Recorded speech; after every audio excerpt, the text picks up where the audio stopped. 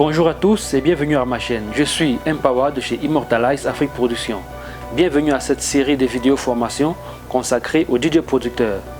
Aujourd'hui, nous allons voir les bases de mixage.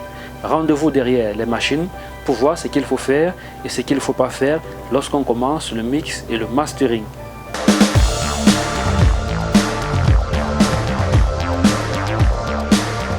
Déjà, pour faire le mixage, tu dois maîtriser l'équalisation, la stéréophonie et la spatialisation.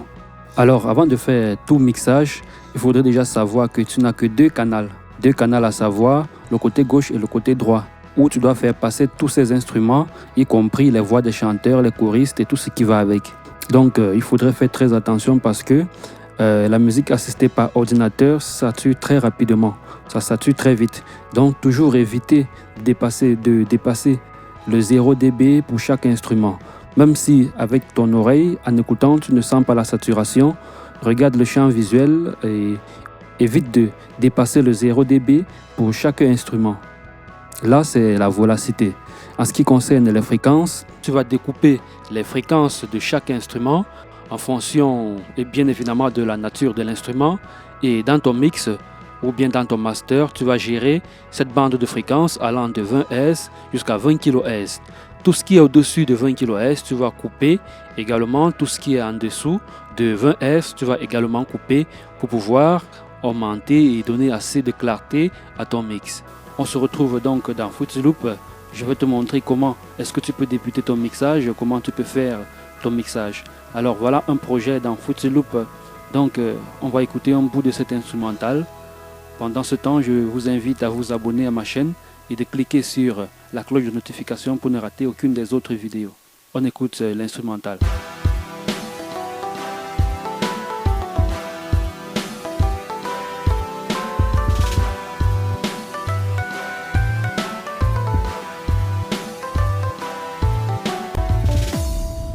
Mpawa Beats.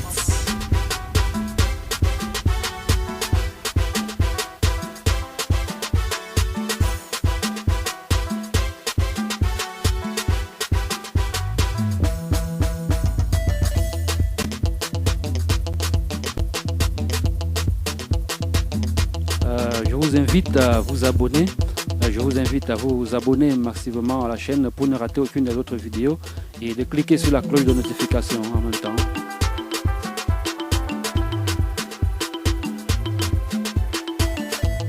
Après avoir fait vos différents patterns, après avoir géré votre playlist telle qu'elle se présente, je vous conseille de grouper vos instruments en fonction de la nature. Alors généralement ce que moi je fais c'est quoi?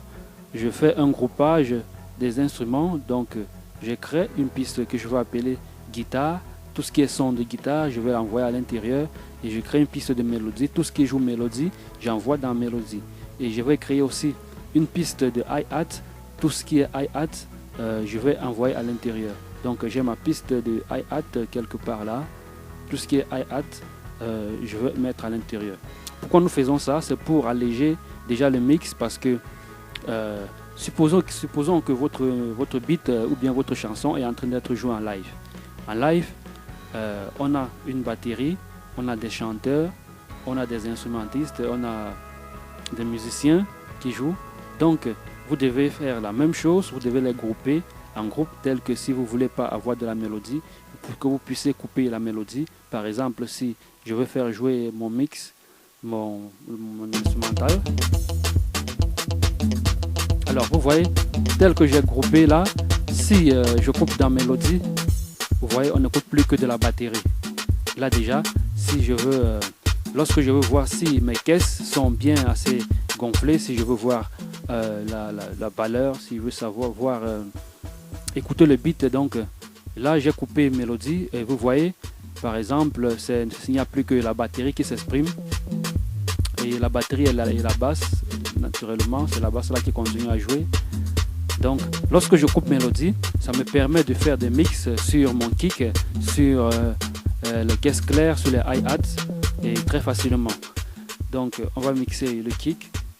C'est vrai que j'ai fait déjà des pré-réglages, j'ai déjà évolué parce que c'est une chanson dont on a travaillé au studio, qui est déjà en finition. Je vais vous montrer un peu comment j'ai travaillé sur mon kick. l'équaliseur paramétrique. Je vais passer par là pour répondre en même temps à la question d'un autre internaute qui demandait comment ajouter de la couleur à son instrumental. Alors nous avons le Fruity paramétrique de Fruity Loop, l'équaliseur, qui nous montre déjà à quel niveau est-ce que accentuer notre kick. Vous voyez un peu ce point-là, vous voyez cette partie-là, c'est cette partie-là où notre kick est plus présent. Alors pour donner de la couleur à notre kick, on n'a qu'à booster un peu là, on n'a qu'à booster, lever un peu le niveau de l'endroit où le kick est mieux ressenti, et les autres parties on va juste faire baisser un peu. Là on aura plus de présence parce que c'est cette partie là où le kick est plus présent. Je vous conseille dans un premier temps de venir dans votre master déjà, de mettre un EQ qui va comme ceci, que vous allez déjà couper. Vous voyez là, j'ai déjà coupé le 40 Hz et j'ai coupé et en même temps jusqu'à 18 kHz. Et là aussi, il ne faudrait pas oublier parce que le plus souvent nous utilisons des samples, les samples qui viennent déjà parfois étant traités. Et comme c'est traité, ça ne veut pas dire qu'on va utiliser du coup sans plus rien faire dessus, parce qu'en fonction de la chanson, en fonction de ce que l'on veut faire, en fonction de notre rythme, en fonction des mélanges d'instruments, nous sommes amenés encore à retoucher les samples qui avaient déjà été prémixés. Donc ensuite on va revenir sur notre kick. J'espère qu'on a déjà, je vous ai montré après avoir boosté. Comme j'ai dit, après avoir boosté un peu, on va mettre un compresseur, on va mettre un compresseur qui va nous éviter de faire saturer le kick. Vous voyez un peu, parce que quand on booste là, on peut avoir de la saturation. Vous voyez, c'est tellement boosté. On va mettre maintenant un compresseur pour éviter la saturation. Vous voyez bien le threshold qui est à moins 3 dB. Vous voyez un ratio qui est la courbe de compression qui est presque à 100%. Donc l'attaque qui est pratiquement à 150 millisecondes. Donc le tout c'est de booster un peu, de lever un peu cette partie du kick où vous ressentez plus qu'il sort plus de la chaleur, et de booster et de compresser pour éviter la saturation. Parce que comme j'ai dit précédemment, évitez de traverser le 0 dB pour chaque instrument. Vous voyez, nous sommes là, nous ne sommes pas à 0 dB. Par contre, si j'enlève mon compresseur, vous voyez bien qu'il dépasse déjà le 0 dB. Là, on ne sent pas la saturation, mais avec le visuel, nous avons déjà une saturation numérique, ce qui n'est pas normal. Vous voyez un peu, on a une saturation numérique. Donc, juste à écouter à l'oreille, on se dirait non, ça ne sature pas. Pourtant, ça sature déjà, mais la saturation est numérique. Donc, ce compresseur va donc nous éviter d'atteindre le 0 dB. Et c'est pareil pour tous les autres instruments. Alors, en ce qui concerne la mélodie, je vous conseille de mixer avec la batterie en même temps. Pourquoi? Parce que c'est la batterie qui porte en fait la chanson. Surtout les rythmes africains, c'est la batterie qui porte plus les mélodies. Bon, voyons voir ce que j'ai mis dans la piste de guitare. Là, j'ai mis un limiteur aussi. Donc, le secret même, c'est quoi? Lorsque vous avez groupé déjà vos instruments, je vous conseille de mettre un compresseur pour compresser chaque groupe, pour éviter que chaque groupe atteigne le 0 dB. Et en même temps, lorsque vous compressez, l'instrument qui sera plus fort fera diminuer les autres instruments en vélocité.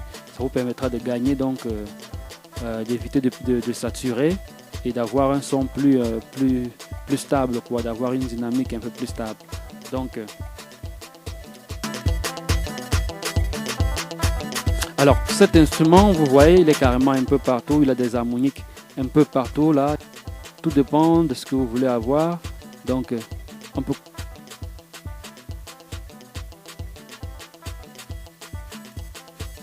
vous voyez là, ça sature.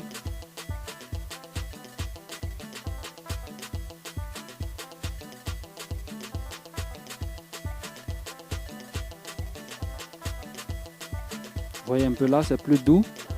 Oui, là c'est un peu plus doux. Là, c'est un peu plus doux. Par contre, C'est vrai qu'ici c'est plus tranchant, mais c'est pas assez doux. Donc tout dépend de ce que vous voulez avoir sans avoir de la saturation. En fait, je vous conseille, lorsque vous avez déjà mixé un instrument, maîtrisez les fréquences dont vous avez boosté pour ne pas les utiliser dans un autre instrument. Donc c'est ça en fait. C'est comme le mixage, c'est comme un mélange de... C'est un peu comme un partage. C'est un partage en fait. Le mixage c'est un partage, c'est comme vous distribuez le repas à plusieurs personnes. Le repas est dans la marmite, vous voulez distribuer le repas à tout le monde. Sachant que tout le monde n'a pas la même valeur, avec les fréquences déjà vous allez les faire, avec la stéréophonie, vous allez les faire généralement, les sons très forts en fréquence, je vous conseille de les mettre dans les sides, et les sons lourds, de les mettre dans les mid. On pourra faire ça dans un autre tutoriel si vous me le demandez. Alors là je récapitule donc, pour faire le mixage, après avoir fait votre compo, ce que vous devez faire, c'est de grouper tous vos instruments, grouper en 3 grands groupes. Après avoir fait ce groupage là, donc vous allez gérer la stéréophonie et vous allez gérer les fréquences. Donc gérer les fréquences consiste à faire comme je vous ai dit tout à l'heure, vous partagez juste, vous savez que vous avez de 30 à 40 Hz et puis vous allez distribuer comme un repas à tout instrument en fonction de ce que vous voulez avoir. La première chose consiste, comme j'ai dit, à regarder où est plus accentué un instrument, où est-ce qu'il s'exprime le mieux dans la fréquence. C'est là que vous allez utiliser. Donc maintenant, il y a aussi le mixage du kick et de la basse. On le verra dans un autre tuto. De toutes les façons, vous pouvez le mettre en commentaire si vous avez besoin de savoir comment mixer une basse avec le kick. J'attends vos questions en commentaire. Donc, je ne sais pas si j'ai été assez clair dans ce tutoriel. Je ne sais pas si vous avez d'autres questions. C'est vrai que je ne suis pas allé en profondeur, mais j'espère qu'avec ce que je vous ai déjà montré, c'est tout un début. Je vais te montrer déjà le début. Donc